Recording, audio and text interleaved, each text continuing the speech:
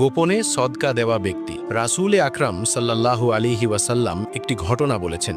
এক ব্যক্তি মনে ঠিক করলেন যে তিনি রাতে সদকা করবেন, তাই তিনি সদকা নিয়ে বের হলেন, কিন্তু অন্ধকারে ভুল করে সেই টাকা এক চোরকে দিয়ে বাড়ি ফিরে এলেন। সকালে লোকজন বলতে লাগলো, কেউ নাকি এক চোরকে সদকা দিয়েছে। এটা শুনে তিনি বললেন, হে আল্লাহ, সব প্রশংসা তোমারই, আমি আজ রাতেও সদকা করব। দ্বিতীয় রাতেও তিনি সদকা নিয়ে বের হলেন, কিন্তু না জেনে তা এক খারাপ চরিত্রের নারীর হাতে দিয়ে এলেন। সকালে আবার আলোচনা শুরু হলো, কেউ এক দুশ্চরিত্রা নারীকে সদকা দিয়েছে। তখন তিনি বললেন, হে আল্লাহ, সব প্রশংসা তোমারই, আমি আজ রাতে সত্যিকারের একজন অভাবীকে সদকা দেব। তৃতীয় রাতে তিনি আবার বের হলেন এবং এবার সেই টাকা এক ধনী ব্যক্তিকে দিয়ে এলেন। সকালে মানুষ বলতে লাগলো, কেউ এক ধনী মানুষকে সদকা দিয়েছে। এটা শুনে তিনি বললেন, হে আল্লাহ, সব প্রশংসা তোমারই, ভুল করে চোর, খারাপ নারী আর ধনী সবার কাছেই সদকা দিয়ে ফেলেছি। এরপর এক রাতে তাকে স্বপ্নে জানানো হলো, চোরকে সদকা দেওয়া হয়েছে, হয়তো সে চুরি ছেড়ে দেবে। খারাপ নারী